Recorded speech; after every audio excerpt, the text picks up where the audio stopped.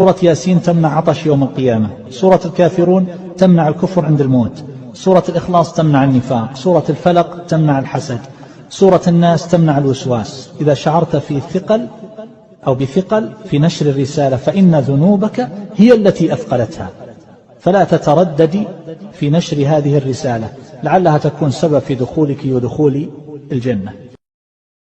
لا إله إلا الله، لا إله إلا الله، لا إله إلا الله، ومعناها لا معبود بحق إلا الله سبحانه وتعالى.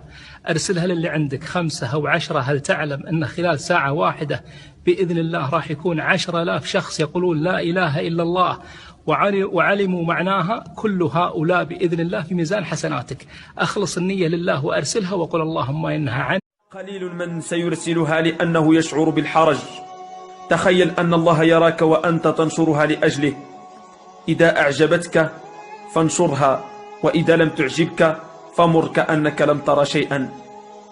تنشر الأغاني وتستحي من نشر القرآن. يا رب من يرسلها ارزقه من حيث